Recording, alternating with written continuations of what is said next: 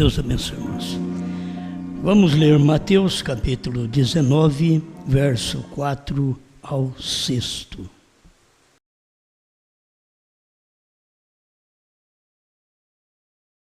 Porém, respondendo, disse-lhes: Não tendes lido que aquele que os fez no princípio, macho e fêmea, os fez?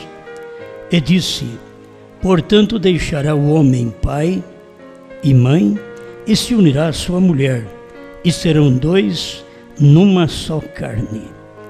Assim não são mais dois, mas uma só carne. Portanto, que Deus ajuntou, não o separe o homem. Criador, pedimos que o Senhor nos dê a orientação que precisamos para que o seu povo seja beneficiado. Sabemos que o Senhor vela por sua palavra para cumprir, e a sua palavra já tem se cumprido. Obrigado, em nome do Senhor Jesus Cristo. Amém, Senhor. Amém. Uma só carne. Nossa intenção é tentar ajudar cada pessoa, cada casal, cada família. E a única forma de eu poder ajudar você é se eu tenho a ajuda da palavra, da mensagem. E a única maneira de você estar bem com Deus é se você ouve e pratica aquilo. Então, estamos em tempos trabalhosos, todos nós devemos reconhecer. Se fala em fim do mundo, a gente passa a não crer, parece que o mundo está tão bom, que vai levar ainda centenas e centenas de anos para tudo terminar. Mas pelas Escrituras, pelos sinais do tempo em que vivemos, tudo já está no fim. Politicamente está terminado, religiosamente, tudo está em confusão. E é num tempo de grande confusão que Jesus vem. Ele vem para arrebatar sua igreja. E a gente tem que estar preparado para isto. Eu li aqui versículos que falam de casamento. Eu não vou falar tanto de casamento, mas é casamento. A gente tem que mexer com a família. Antes, quero entrar em alguns parágrafos, porque tudo vem através de uma só carne, um só homem, uma só pessoa, um só pastor, uma só mensagem. Então as pessoas têm dificuldade com tudo isso, mas que é uma só que é um só de toda forma. Irmão Brana diz, não há uma só pessoa que hoje, dos que amam a Deus, que não gostaria de ser como Cristo. Porque se a gente quer ser cristão, tem que desejar ser como Cristo. O que ele foi, a gente ser. O que ele viveu, a gente viver. A natureza que ele teve, a gente ter. E você encontra hoje as naturezas cruzadas e espíritos errados nas naturezas, e as pessoas nunca se despertam de que aquele tipo de natureza, aquele tipo de ação que elas têm, não é de Deus.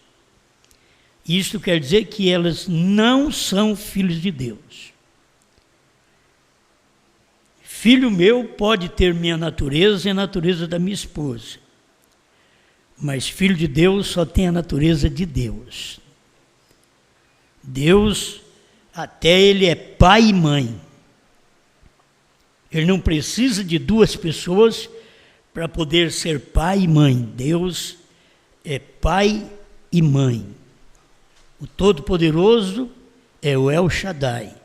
Então é aquele que tem seios, é aquele que amamenta o povo com seus seios espirituais da palavra.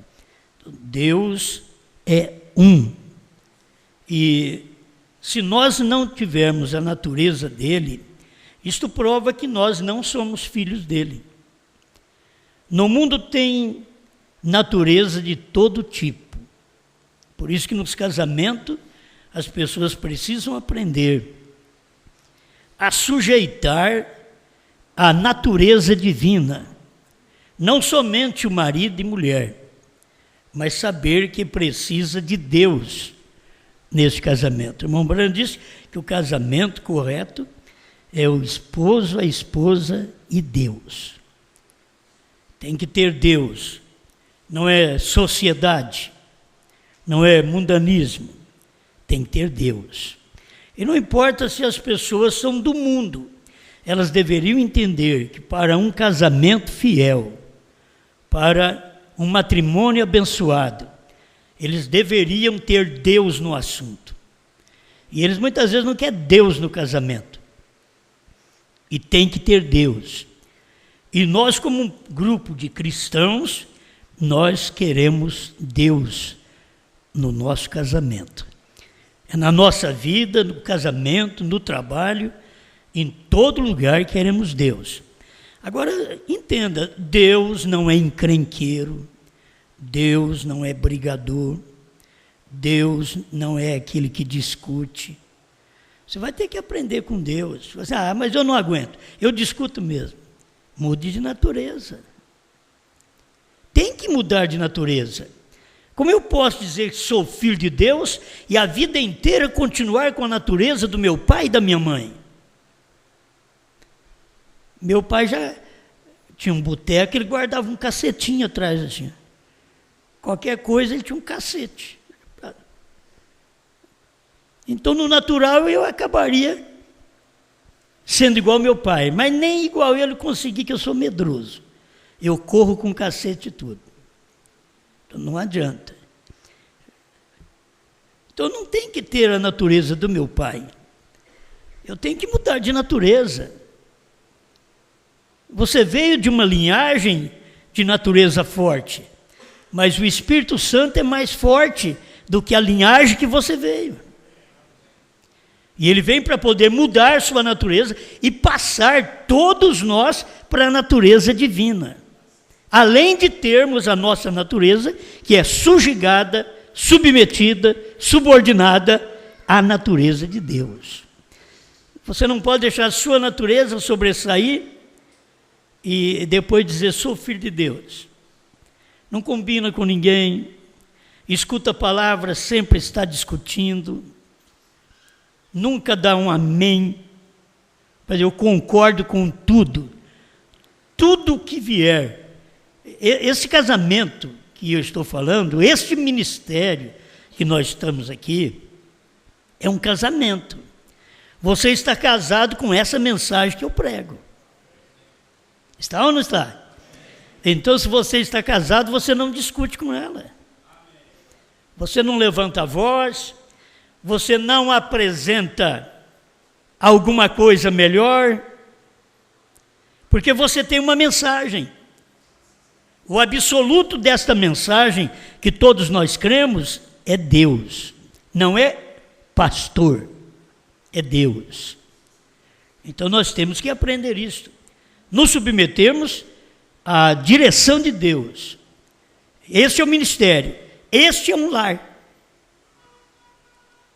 Quando nós não estamos bem na igreja, isso está apontando para casa também. Tem hora que não estamos bem em casa.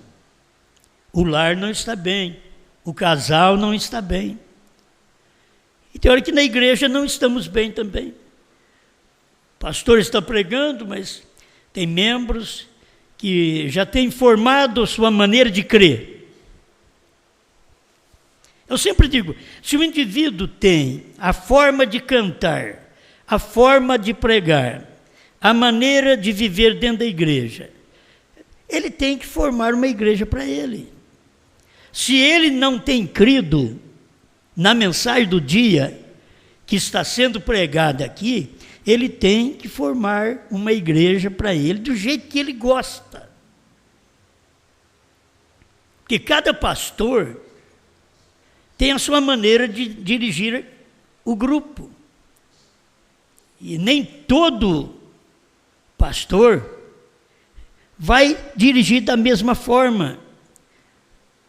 Mas estão no mesmo espírito, cantando cânticos, adorando a Deus, fazendo o que é certo, sem ter oposição. Não é uma igreja boa. Poderia começar num parágrafo que eu tenho aqui, mas vou deixar para depois. Não é uma igreja boa, que o pastor fala e os membros discutem. Não é. Isso é um plenário. Isso é do diabo. Não é um lar bom, onde o marido fala e a mulher discute. É do diabo. As pessoas não vão bem, é porque elas não sabem os seus lugares. Tem empregado que quer estar no lugar do patrão. Ele quer mandar. Ele quer estar no lugar do chefe. Mas ele é um subordinado. E assim somos nós no corpo de Cristo. Nós somos membros, somos subordinados à mente de Deus. Há uma cabeça que nos guia, há uma mente. Nós não temos 3 mentes que nos guiam, nós temos uma mente, essa é Deus. Ele nos guia através da palavra, do Espírito Santo. É um só pensamento. Ele falou, eu tenho que calar a boca. Eu tenho que entender minha posição. Nós estamos em tempo que não se entende. Porque um entra no lugar do outro, no direito do outro. Você tem direito de escutar até a altura que não atrapalhe o outro ouvir.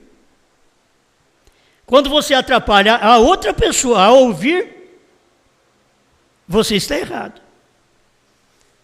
Talvez você diga, mas eu tenho o meu lar, eu mando na minha casa. Mas você manda na sua casa e tem o som na sua casa, o som ambiente, som da igreja, som ambiente, é para o seu povo, para a sua casa, não é para a casa do vizinho. A casa do vizinho tem o som dele. Agora, mas na casa do meu vizinho é assim. A casa do seu vizinho é assim, você vai fazer errado como o seu vizinho? Então você tem que manter o seu som ambiente. As pessoas hoje são neuróticas.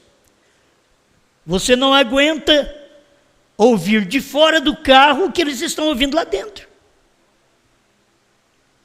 Do lado de fora aquilo é prejudicial a você. E para eles não. Então estamos em tempo que as pessoas não reconhecem o direito das outras. Não reconhece a posição dos outros. Nunca reconhece a sua posição. Reconhecer o seu lugar, você não dá trabalho para os outros. Você reconhecer o seu lugar. O bom empregado, desde a roça eu aprendi isso, que eu trabalhei muito na roça. Mas eu aprendi isso na roça. O bom empregado não é aquele que fica de pendurado no cabo do guatambu, como diz, né? Da enxada, escorado. Não, é aquele que trabalha. É aquele que trabalha. É aquele que puxa. Tem muita gente. E ele vai, ele se arranca. Ele é bem quisto. Não importa o que os outros digam dele, mas ele está trabalhando, fazendo jus ao seu salário. E tem uns que não são assim. Eles não agem da forma correta. Então, eles têm que pagar o preço, a qualquer tempo, vão pagar o preço da desobediência, da ação errada que eles estão tendo. Respeita um ao outro. Marido e mulher, respeita um ao outro.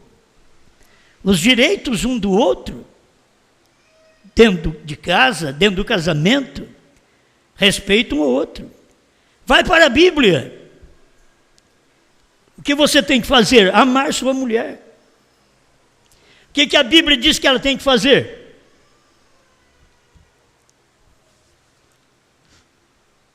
As irmãs, entende isso? O que a Bíblia diz que vocês têm que fazer? Hein? Agora vocês podem falar, hein? Difícil, né? O que a Bíblia diz para vocês fazerem? Fala bem alto. Amém. Por que cada um não faz o que a Bíblia diz para fazer? Ela diz que ama e quer que ele a reverencie. Estão fora do lugar.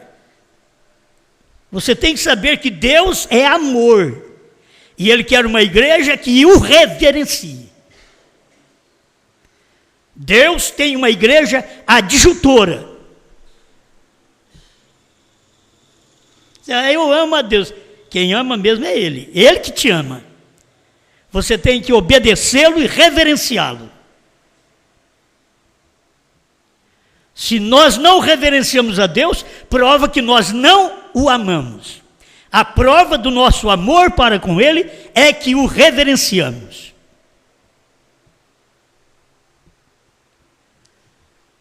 Bem, irmão Brana diz, vamos começar numa só pessoa, relembrar a mensagem de uma só pessoa pelos parágrafos. A festa das trombetas, 65. Deus nunca tratou a não ser com uma só pessoa de cada vez. Ele nunca nem mesmo teve 2 profetas ao mesmo tempo. Deus pode ter um homem em sua mão. Ele não trata com sua organização, ele trata com você. É o indivíduo, é a pessoa, uma só pessoa. Cristo, mistério de Deus revelado, 491. Isso daqui atinge as pessoas. É um indivíduo, uma só pessoa. Todo o inferno está contra este ensinamento, diz o profeta. E quem ensinou isso foi Jesus. Tu és Pedro, a ti te digo. Era só para aquela pessoa. Eles querem falar coletivo. Não. É o indivíduo. Deus trata com os gentios, com indivíduos, e trata com Israel como nação. Já está quase para Deus tratar como nação, mas ele tem que mudar de gente, mudar de povos. Ele tem que sair desses povos que são gentios e ir para o povo, que é o judeu. Mas por enquanto ele está tratando individualmente. Muitas vezes eu tenho preocupado comigo mesmo, mas eu tenho visto que eu tenho que ser desse jeito. Eu queria ser igual outros irmãos, mas nunca dei conta e não vou dar porque eu sou eu mesmo. Não vai ter jeito. Porque a coisa vem em mim, o peso vem em mim, a responsabilidade vem em mim, e tudo que o povo passa, sofre, e eu quem tem que perceber, a coisa está em mim, o outro não percebe isto, o outro não sente o que eu sinto, o outro não sabe como sei governar, falar, dizer coisas, resolver. Então não adianta eu querer ser igual o outro, que eu acho que ele é melhor do que eu. Eu tenho que ser eu. E vocês têm que entender que vocês têm aqui é eu. Então vocês têm que ouvir é eu. Não tem jeito. Se Deus vai falar aqui, Ele tem que falar através de mim. Ainda que eu queria que Ele falasse através de outro que não pensa o que eu penso, que não é tentado como eu sou, que não fala o que falo, que não reage como eu reajo. Mas não é assim. Aí você volta e vê as qualidades em Pedro, e Deus não pegou João e o escolheu, e diz, João, é você, que você é do amor. Deus pegou Pedro, exasperado, forte. A ti te digo, tu és Pedro, e sobre esta pedra edificarei a minha igreja, e as portas do inferno não prevalecerão contra ela. Não é outro, não é um manso, é Pedro. Tem hora que a gente não entende, mas é a maneira de Deus, com tanta gente boa no ministério, que não tinha dado um problema para Jesus. Jesus depois me chama Pedro para ser pastor da sua igreja, que era um rapaz cheio de problema. Mas ele não chamou os outros. Ele nunca chegou para João e disse, pastoreia minhas ovelhas. João que escreveu a respeito de Pedro, que Jesus disse, pastoreia minhas ovelhas. João escreveu a respeito dele. Os discípulos podiam ter pensado, como o mestre escolhe um tipo de homem desse, eu sou muito melhor do que ele. Eu nunca fiz o que esse rapaz fez, negou ele diante da criada, diante do sinédrio. Eu não. Mas o que Jesus pensa, se você não erra, você não faz nada. Certo? Aqueles outros não erraram. Então eles não fizeram nada para Jesus os repreender. E é isso importante. Por que você não trouxe borracha? Porque eu não erro. O chefe já disse, então você está dispensado. Mas por quê? Porque quem não erra não faz nada. Deveríamos aprender. Nós estamos aqui não porque somos bons, mas porque erramos. E Deus, com sua misericórdia, nos alcançou. Não é porque somos bons, não tem ninguém bom. Não há ninguém bom senão Deus. Mas eu tenho que entender a minha posição. Você tem que entender a sua. Eu não posso entrar no seu terreno, você não pode entrar no meu. Eu não posso entrar no seu ministério, você não pode entrar no meu. Eu fico calado no meu ministério, você fica calado no seu. Eu dirijo minha igreja, meu povo, do jeito que eu quero. Os outros pastores dirigem do jeito que eles querem. E é a mesma mensagem, e prega a mesma coisa. E assim são os lares. Nenhum tem que governar o lar, que nem o vizinho governa, que nem o irmão fulano governa, não. Cada um governa o lar segundo a cabeça que tem ali. Tem um cabeça naquela casa, e aquele lar é governado através daquela cabeça. Se a cabeça não é boa, o corpo sofre. Vamos entender isso? E quando a cabeça da gente não é boa, a gente pede auxílio. O marido pede auxílio da esposa. Eu não dou conta de pensar nisso aqui, resolver esse problema. Você pode me ajudar? Você é uma adjutora. Mas se ele não precisa e ele tem condições de resolver aquilo e você só vive atrapalhando, pisando no calo dele, você tem que largar disso, você tem que procurar o seu lugar, sua posição.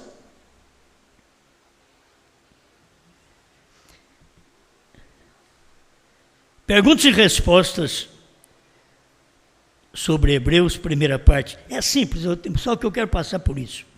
Mas a verdade disto é, as pessoas estão preocupadas e pensam na divindade como três pessoas distintas. Enquanto o povo da mensagem tem uns que pensam só porque, olha para você ver, a pessoa é formada, ela é estudada, ela é teóloga, e esse é o problema dela. Ela não pensa igual o profeta pensa igual Deus. Então eu tenho que pensar igual o profeta. E o pastor que não pensa igual o profeta, ele não pode ser pastor.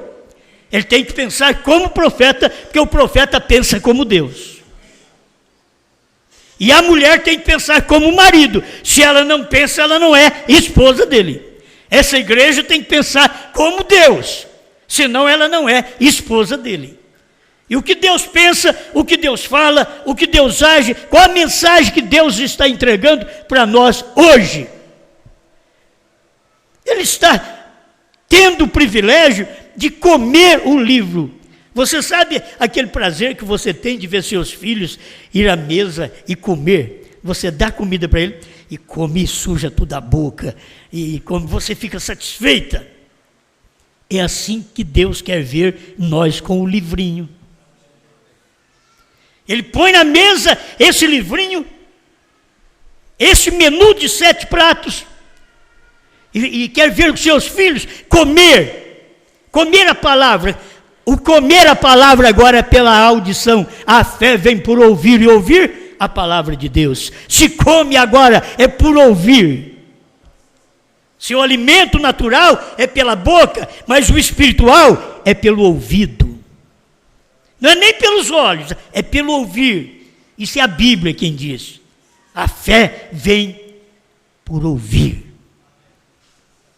Vou dizer, eu não quero ouvir. Você nunca vai ter fé. Você precisa ter condições de ouvir, capacidade para ouvir.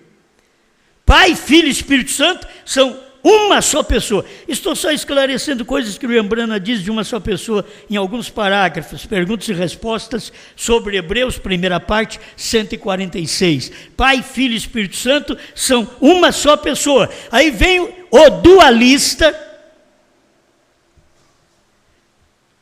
e diz, não, o Pai é um e o Filho é outro. Eles estão contrários ao pensamento profético. Eles não são de Deus. Vocês vão ter que entender. Mas o outro prega Pai, Filho e Espírito Santo. O outro ora pelos enfermos, os enfermos são curados. Não tem problema. Muitos me dirão naquele dia, Senhor, eu curei os enfermos no teu nome, eu preguei no teu nome. E eu lhes direi, apartai-vos de mim, vós que praticais a iniquidade. Mas espera lá, curei no seu nome, preguei no seu nome. Mas você não creu como eu disse. Só pregou e curou, porque isso traz gente, traz dinheiro para você. Eu quero ver você pregar a minha palavra. Pregue a minha palavra. Amém. Desde o Gênesis, deixa eu ler aqui, diz, não vou falar sobre casamento, mas é sobre casamento de todo jeito, né? Tenho que falar com vocês sobre isso. Uma só carne. Como Deus criou a mulher. Gênesis 2:18. E disse o Senhor Deus, não é bom que o homem esteja só. Far-lhe-ei uma adjutora que esteja como diante dele. Havendo, pois, o Senhor Deus formado da terra todo animal do campo e toda ave dos céus, os trouxe a Adão para este ver como lhes chamaria. Nunca você lê a Bíblia que Deus opinou, diz, Adão, você pôs o nome errado, nesse cavalo, nessa égua, nessa vaca, nesse boi. Nem Deus opinou. Deus colocou o homem ali e era para ele colocar o nome nos animais. E ele colocou. E Deus não ficou falando para ele, você fez errado.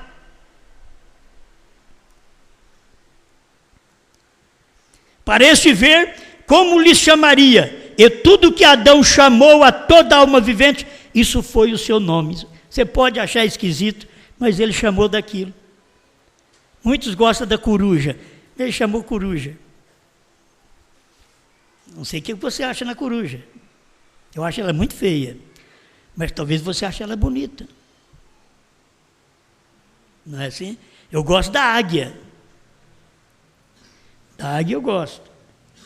Mas hoje, o povo tem direito de gostar. Quem foi que deu o nome? Foi Adão. Parece que ele acertou. Ela tem cara de coruja.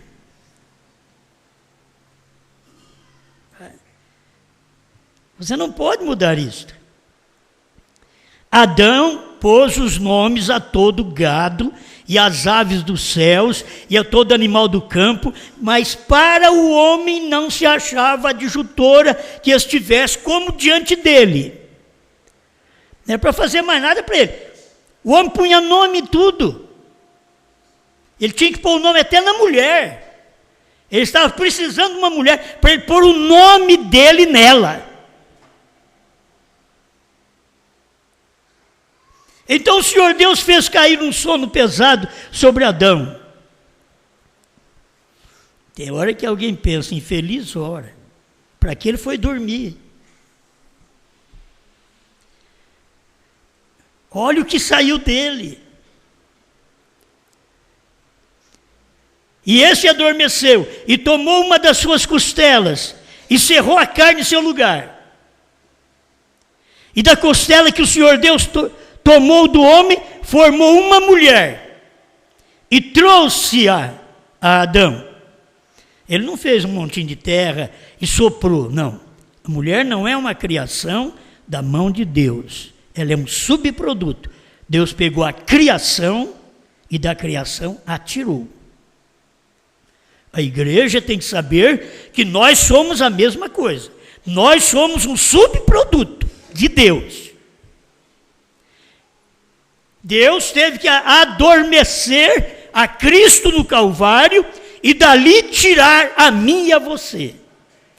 Tem hora que o tipo de ato de vida que nós vivemos, mas para que Jesus foi dormir naquela hora? Para tirar esse tipo de igreja.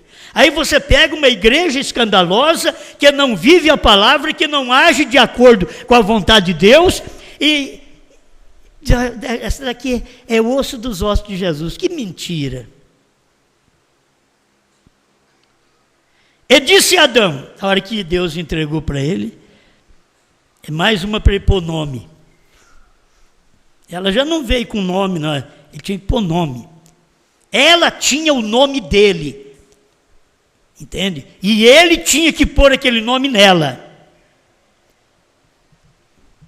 Capítulo 5, verso 2 de Gênesis, diz: este é o livro das gerações de Adão, no dia em que Deus criou o homem, a semelhança de Deus o fez, macho e fêmea os criou e os abençoou e chamou o seu nome? Hein? Adão. Não chamou Adão e Eva? Não. Chamou o seu nome Adão, no dia em que foram criados. Então ela já estava criada nele. Quando ela foi tirada dele, ele tinha que pôr o nome dele nela. Agora que você vai perceber que Cristo pôs o seu nome em nós. Por isso nós chamamos cristão durante 2000 anos. Mas Deus teve que adormecer o homem outra vez. É 3 homens adormecidos. Deus adormeceu Adão e tirou a Eva. Deus adormeceu a Cristo e tirou a igreja. Durante 7 eras, Deus adormeceu Brana e tirou a esposa. Que coisa! 3 homens para Deus poder trazer. E agora a esposa vem com um novo nome.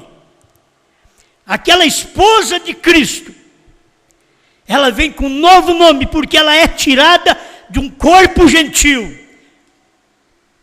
Dentre os gentios ele tira um povo para o seu nome. Ele não disse para o seu novo nome. Isso tudo era mistério. Mas dentre os gentios ele tirou um povo para o seu nome. E quando isso aconteceu, o próprio Deus já tinha um novo nome. Aí teve que adormecer. Por isso hoje eu vejo, irmão Brana tinha que morrer. Tinha que adormecer para sair essa Eva que saiu. Ele adormeceu, não saiu uma Eva nos Estados Unidos. Quando ele adormeceu, saiu uma Eva. Diferente dos Estados Unidos.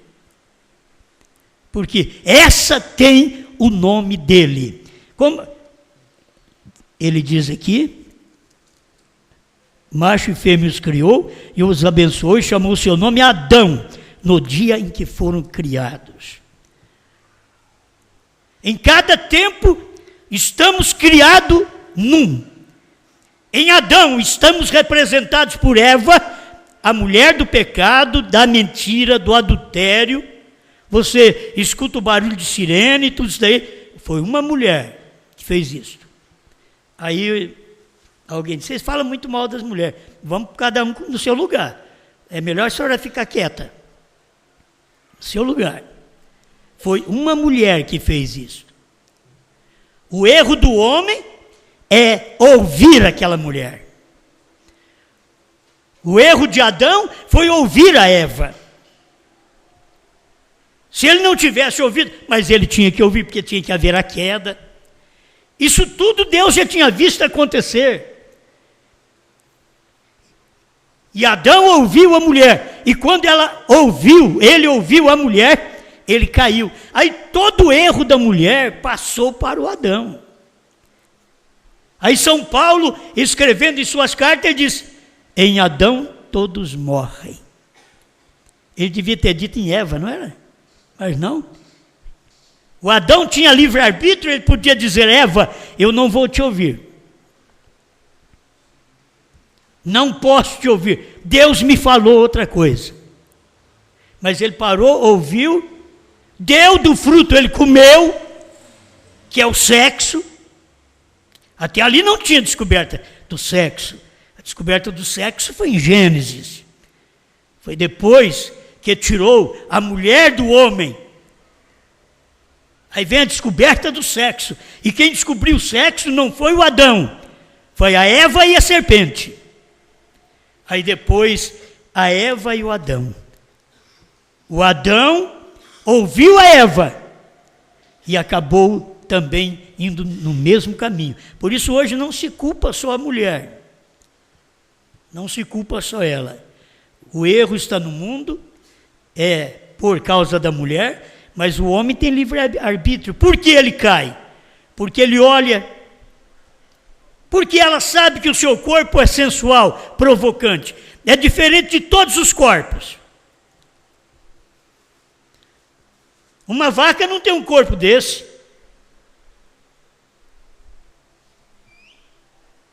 Dá para entender? Por isso, Adão não podia ser tentado por nada. Adão só podia ser tentado por aquilo que saiu dele. Agora, você me desculpa. O homem não pode ser tentado por homem. Deus nunca tirou um homem de um homem. Quando ele adormeceu o homem, todos os homens que eu leio na Bíblia e vejo que Deus o adormeceu, ele tirou uma mulher. Ele adormeceu Adão, tirou a Eva. Ele adormeceu a Cristo, tirou uma igreja. Ele adormeceu Brana e tirou uma esposa.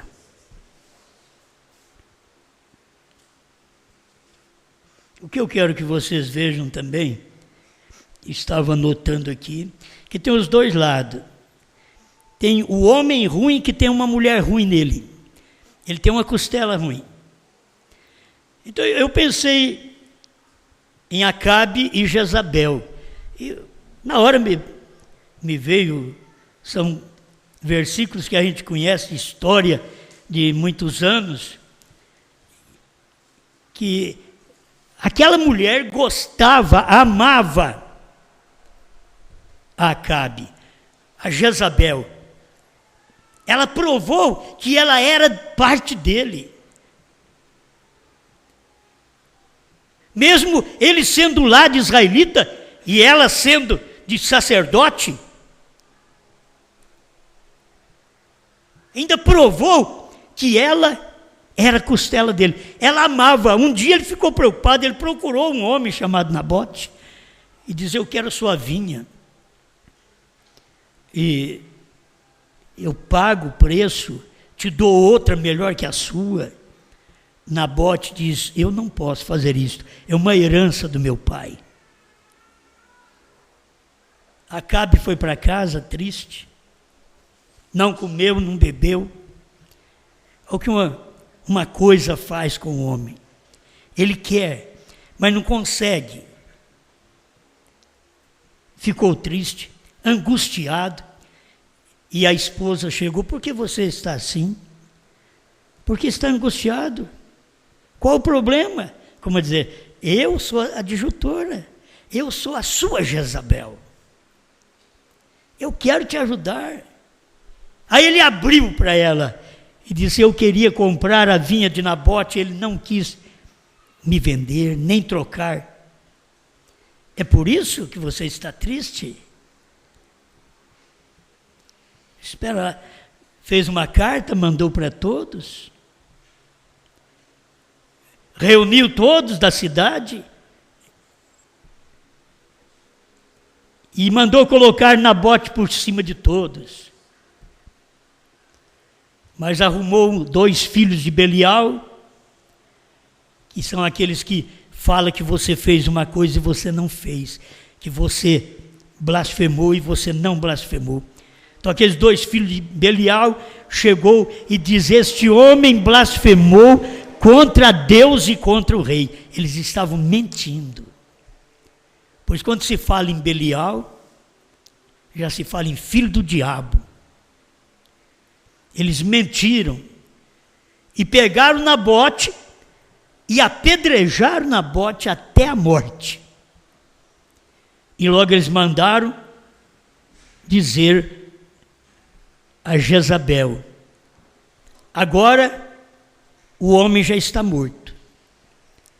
Ela pega e chega no marido e diz: você pode se alegrar agora, porque você tem a vinha de Nabote. Eles querem ter uma coisa ilícita, na marra, força. Se for olhar, é isso que vem fazendo por todos os países, em todos os tempos. Se você vê alguma história lá do Oeste, aqueles filmes do Oeste, quanta injustiça, eles tomavam a terra dos outros, matavam os proprietários. E ali um homem que se dizia ser de Israel, rei de Israel, ter uma esposa boa dessa, ela era uma assassina, uma feiticeira. Quantos males ela fez para Israel, mas ela fez bem para o marido. Diz: agora a terra é sua, aquela vinha de Nabote é sua. O homem agora parou da angústia, sarou da angústia, e logo Deus mandou o profeta Elias na casa dele. E sara uma angústia, chega outra. Eles pensam que eles estão bem, Deus manda um profeta. Eles pensavam que tudo estava bem e Deus manda uma esposa profeta. Agora, Deus manda um João. Eles pensavam que estava tudo bem, mas aí vem a condenação. Eu gostei de ler um pouquinho da história deles e ver como Deus é maravilhoso. Deus diz o castigo que ia acontecer para a família de Acabe, que iam ser comido pelos cães os que nascessem, os que morressem na cidade, e os que morressem no campo seriam comidos pelas aves, depois do que Jezabel fez. E Acabe se humilhou, vestiu de saco. Aí Deus falou para o profeta: vem cá, você viu? Ele humilhou. Deus é bom. A pessoa peca, ele perdoa. Quando vê a pessoa humilhando, ele vai lá, estende a mão. Ele diz para o profeta: ele está sentindo mal com o que fez, vestiu de saco. Essa era a forma de ficar humilde, de humilhar. Vai lá, diga para ele que o que eu disse que vai acontecer, não vai acontecer nos dias dele, vai acontecer nos dias do filho dele. Quer dizer, a praga não vai ficar sem cair, só que não vai ser nos dias dele. E aquilo ali, se você vê a história em 1 Reis, capítulo 21, você vai notar como que Deus é maravilhoso, perdoou ele, e você pensa que ele ficou bem? Aquele mal no coração, tem um mal no coração do homem, que Deus pode perdoar, que ele nunca vai para frente. Deus derramou seu sangue para perdoar o mundo, e o povo não dá valor ao que Deus fez. Deus perdoou Acabe, ele não deu valor ao que Deus fez. Foi preciso mandar um profeta lá outra vez, falar com ele. E logo morreu Acabe. Morreu Jezabel. E no campo de Jezreel, exatamente onde ele queria, almejava, foi onde os cães lamberam o sangue dele e foi onde os cães comeram a carne dela. Mas eu tomei essa história aqui só para te dizer que tem homem que tem uma esposa igual ele. Ela faz o que ele quer. Ele pensa em coisa errada, ela faz o que ele quer. Ela faz ele se alegrar, mesmo na coisa errada, como fez Jezabel a Acabe. Você vem para o Novo Testamento, nós temos outro casal ali, Ananias e Safira. Vocês conhecem a história deles. Foi por essa quantia que vocês venderam? Sim. Eles tinham que vender a propriedade e colocar tudo nos pés dos apóstolos. Mas chegou lá o Ananias e mentiu para ficar com parte daquilo. Como a pessoa mente, não dá o dízimo certo, fica com parte daquilo. O outro fica o dízimo inteiro. E o que acontece? Morreu na hora. Na igreja primitiva, a morte era instantânea. A operação de Deus naqueles dias, você mentia, caía morto na hora. E eles nem avisaram a mulher. A igreja sabia, a mulher vai vir aqui. Ele demora a chegar em casa. Aí a mulher veio.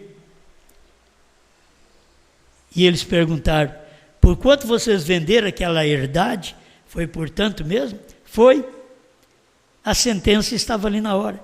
Eis aí os pés daqueles que sepultaram o seu marido, e eles te sepultarão também. Mas é costela. Se o marido mente, a mulher mente. Se o marido está desgostoso por uma coisa errada, a mulher vai lá e faz ele sarar, dando-lhe aquela coisa errada, como Acabe e Jezabel. E agora, como Ananias e Safira, através da mentira. Uma só carne. Acabe e Jezabel. Era uma só carne. Ananias e Safira. Era uma só carne. É duas pessoas numa só carne. Continua sendo dois, mas é uma só carne, a Bíblia diz. Não mais serão dois, mas uma só carne. Mas continua duas pessoas vivendo, mas uma só carne. Porque um faz a vontade do outro. A mulher veio para fazer a vontade do marido. Submeter-se às suas palavras, ao seu governo. A igreja veio para ser governada por Cristo, submeter-se ao governo de Cristo. Quem vai governar no milênio? É Cristo que vai governar. Não é uma igreja governando, é Cristo com milhares de membros. Que a sua igreja, sua esposa, milhares de membros. Mas é Cristo, é um que estará no governo. Por quê? Porque teve uma que era carne dele. Vamos lá atrás um pouquinho. Logo eu termino. Lembra de Abraão?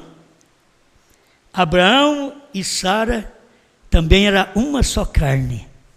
Estou falando do casamento nesse ponto, para você ver o que é o casamento hoje.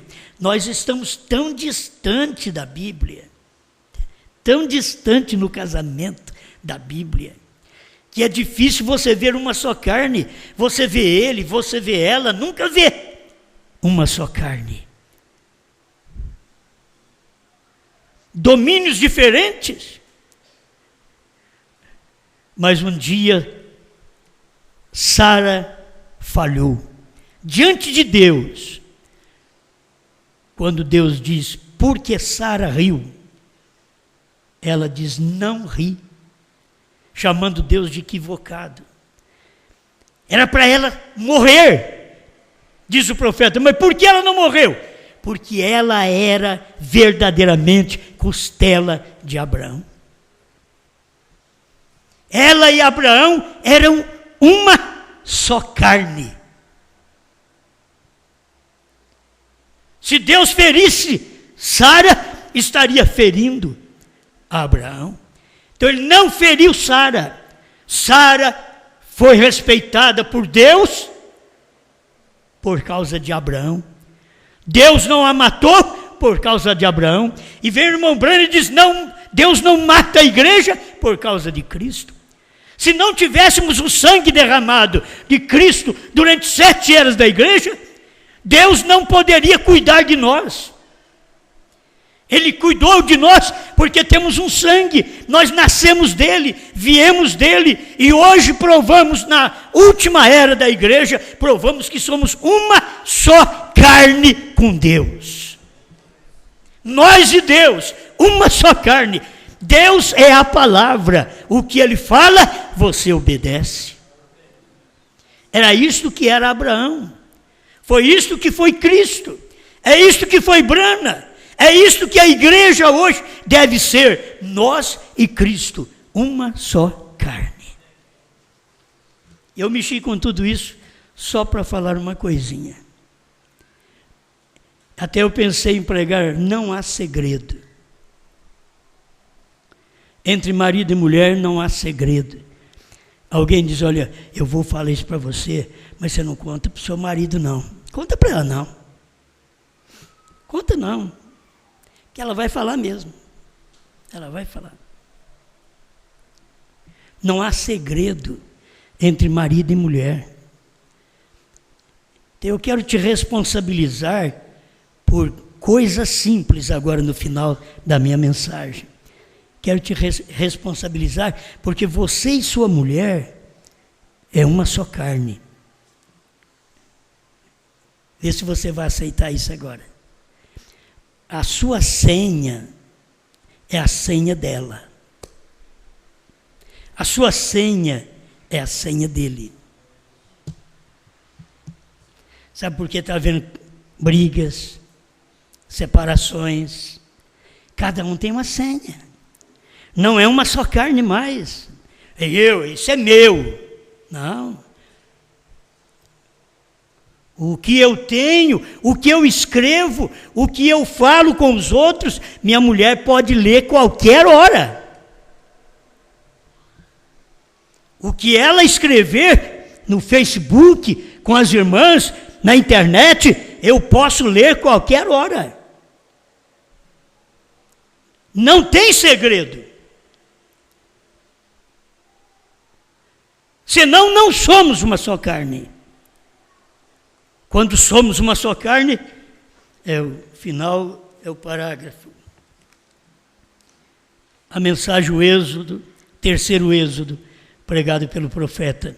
Ele diz, a vida do Messias manifestou preparando uma igreja, uma noiva. Uma mulher casa com um homem e discorda com ele. Isso seria continuamente algum tipo de confusão. O lar está em confusão porque ela não concorda com o marido. Você pode dizer, se o marido tiver algum problema, se você vê que a cabeça dele não está boa, naquilo que ele vai fazer, conversa com ele, vem você e ele ao pastor, para tirar suas dúvidas, simplesmente isto. Talvez você pense que ele está errado. E o homem, ele tem que ter uma mentalidade correta para fazer seus negócios, para dirigir sua casa, sua família, para que a esposa possa crer nele, os filhos possam crer nele. A palavra dele tem valia. De primeiro, um fio de bigode valia. Hoje você pode pôr a barba de molho.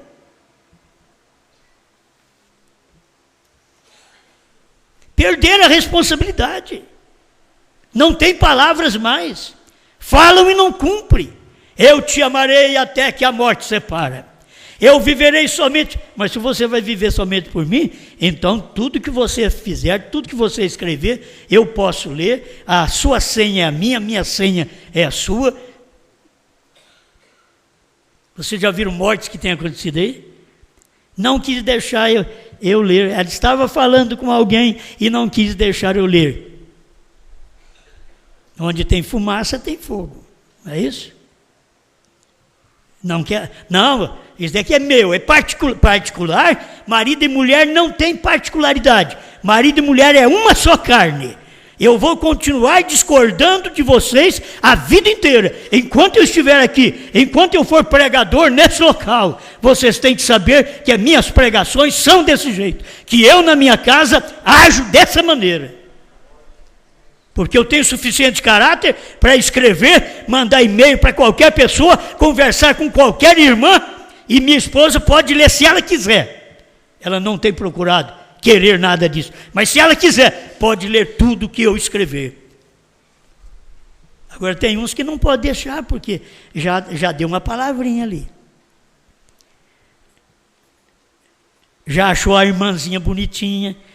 Você estava com vestidinho, você estava muito atraente ontem. Você vai deixar sua mulher escutar o que você escreveu? Eles têm coragem, eles põem no Facebook aí, eles têm muita coragem, elas têm muita coragem. Agora, vocês têm que saber, só pode ser uma só carne se tem a mesma senha.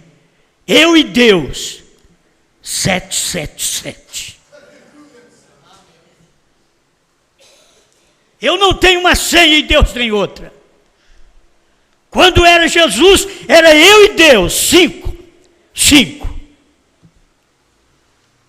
Mas agora, como veio um novo nome, então agora a nossa senha é 7.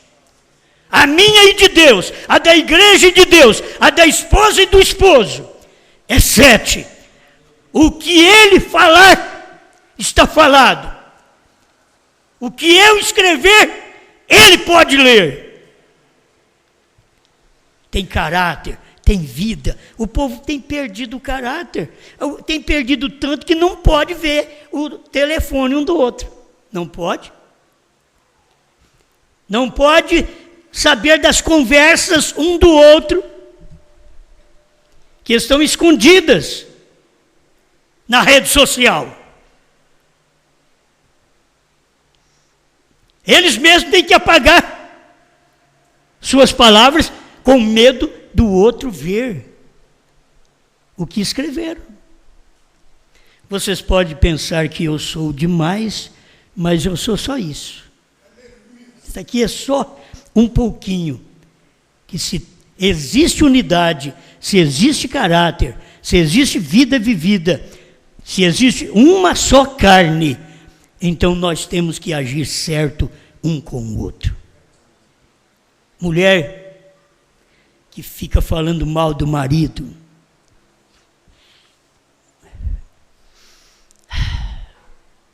marido que dá mau exemplo para a mulher falar dele,